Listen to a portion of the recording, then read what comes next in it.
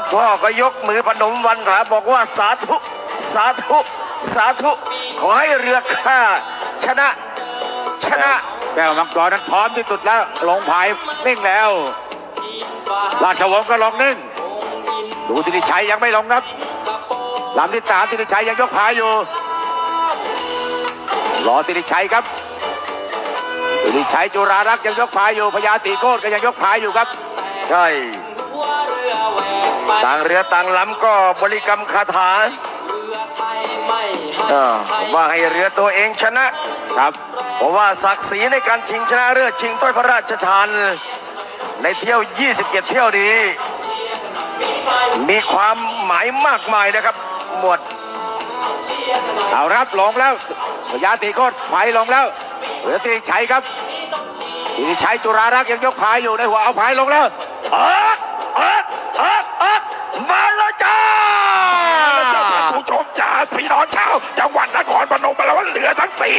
ลำออกมาแล้วฟัดกันแบบนี้ต้องมีลำใดลำหนึ่งเป็นที่หนึ่งของในเที่ยวนี้ที่ชิงชนะเลิศเอาละมีรางวัลทั้งสี่ลำวัดกันมาเป็นนิ้วละ4 นิ้วมือข้ามแบบนี้เสียตะโกนจะไปแล้วเอาละวัดเมื่อรู้เจ้าแม่มังกรนะครับเจ้าแม่แก้วมังกรล่องน้ำที่หนึ่งกับฟัดกันหนวดเดียโนเนียราชวงศ์ลูกดอกฟ้าเอายังไงทำได้ไอ้ไม่นอนเลยเฮตลีชัยจุฬาลักษ์ว่ายังไงล่องน้ำที่3ล่องน้ำที่4พญา4โคช่วงยาว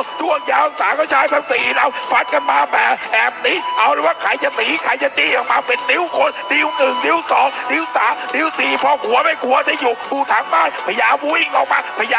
ชักปักข้าวออกก่อนความหม้อข้าวหม้อแกงก่อนแล้วรีบออกมาเหลือและแข่งและเที่ยวทิ้งจะด้านเลิศซะด้วยเอาละทีเดี๋ยวนี้ราชวงศ์ลูกตัวราชวงศ์ลำหนึ่งเดี๋ยวเจ้าหน้าของสปป.ลูกดอกฟ้าจะทำได้หรือไม่เฮตลีชัยจุฬาลักษ์M150ทำได้ไอ้ไปนอนในเมื่อทั้งสองนักพญา4โคด้านขวาสุดออกไปด้านขวาสุดM150ทำได้หรือไม่ได้เราไม่ได้มาดูกันเที่ยวนี้ครับเป็นเที่ยวสำคัญบอกว่าล้อมานานเที่ยวนี้จะเข้าใครออกใครว่าแล้วเทพสิริชัยจุฬาลักษ์เริ่มพายมาแต่ดูไปดูมาฝั่งขนุนสปป.แล้วนั่นก็คือน้ำพญา4โคเรือนี้จากวัดกลางว่าแล้วฝั่งคดีฝั่งไทยแล้วสุดในน้ำของเจ้าแม่แก้วมังกรเรือดีจากน้ำกำแล้วลู่น้ำที่2นั่นก็คือครับพี่น้องเรือสปป.ลาวว่าแล้วเริ่มพายมาเริ่มกระชากมาเป็นการปล่อยมายกขยงทั้ง4ลำเรือว่าใครจะมีที่1และที่2ที่3ที่4ดูกันเที่ยวนี้ว่าแล้วเที่ยวนี้สำคัญยิ่งครับพี่น้องดูไปดูมาดำมองว่าแล้วจะเข้าใครออกใครแต่ดูไปดูมาบอกว่าตาดีก็ไล่ตาร้ายก็เสียว่าแล้วจุฬาลักษ์เริ่มนำมาไม่มากไม่หมายว่าแล้วใครจะหนีใครเรือทั้ง4ลำนั้นพายเรียงมันเป็นหน้ากระดานมาเลยร่องน้ำตัวหนึ่งแก้วมังกรจะพายแรงได้หรือไม่ราชวงศ์ลูกดอกฟ้าอยู่ร่องน้ำที่2ร่องน้ำที่3เทพจุฬาลักษ์ก็ถือสิริชัยจุฬาลักษ์M150อยู่ร่องน้ำที่3ร่องน้ำที่4นางพญาตีโคตรวิธีตะบอนกันต่างคนต่างเปิดต่างคนต่างจับต่างคนต่างพายหัวเรือยังเสมอกันทั้ง4ลำเว้ยเรียงเป็นหน้ากระดานน้ำสายตาเริ่มจะฉีกนำมาเล็กน้อยในน้ำร่องน้ำที่3ในน้ำเทพสิริชัยจุฬาลักษ์จะพายแรงแซงหนีได้หรือไม่พญาตีโคตรร่องน้ำที่4ก็บอกว่าไม่ยนไม่ย่อไม่ต่อไม่แตกกอดมาแล้วราชวงศ์ลูกดอกฟ้าก็ตามมาราชวงศ์ลูกดอกฟ้ามาเจ้าแม่แก้วมังกรก็กอดแล้วทั้ง4ลำหัวเรือสมันเกอเสมอกันเลยจ้า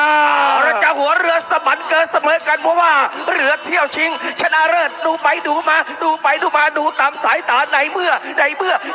เทพสิริชัย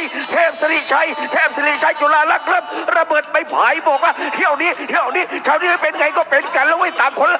ก็ต่างผายต่างคนต่างอัดต่างคนต่างฟันต่างคนต่างงัดต่างคนต่างถังกันฟันกันกระจุยกระจายกระเจิดระเบิดเถิดแล้วจ้าเถิงแล้วครับเที่ยวนี้ระยะปวดใจ250 เมตรสุดท้ายว่าแล้วเทพสิริชัยจุฬาลักษ์ในท่าทีเริ่มหนีมาไม่มากไม่หมายว่าแล้วน้ำพ พญาศรีโคตรจะทำอะไรได้หรือไม่ในเมื่อเทพสิริชัยเริ่มหนีมาว่าแล้วเรือดีสอปปแล้วนั่นก็คือราชวงศ์ลูกดอกฟ้าเริ่มพายแรงมาว่าแล้วฟังกันนี้ตามมาติดๆกับพี่น้องเรือฝั่งไทยฝั่งลู่น้ำที่หนึ่งนั่นก็เจ้าแมวมังกรเริ่มพายมาแต่นางพญาศรีโคตรฝั่งกันนู้นเริ่มจี้ขึ้นมาเทพสิริชัยจุฬาลักษณ์จะหนีออกหรือไม่ หนีไม่ออกนะครับกอดกันแล้วครับเทพจุฬาชัยเทพสิริชัยจุฬารักษ์กับพญาศรีโคตรพายจูจีตูสีกันมาเหลือเกินไว้ร่องน้ำที่สองร่องน้ำที่สามกับร่องน้ำที่สี่นางพญาศรีโคตรได้ตาไว้สิริชัยกอดสิริชัยจะแต่ศรีโคตรบอกว่าตามมาสิริชัยยังไปแล้วแต่ดีอยู่สิริชัยยังดีอยู่ศรีโคตรจริงกันมาศรีโคตรจริงกันมาสิริชัยหนีศรีโคตรเข้าเส้นชัย ขอบคุณครับนักกีฬาทั้งสี่ทีมขอบคุณครับ ครับใจเย็นๆครับใจเย็นๆครับแม่ครับรอผลการตัดสินจากคณะกรรมการผู้ทรงเกียรติครับ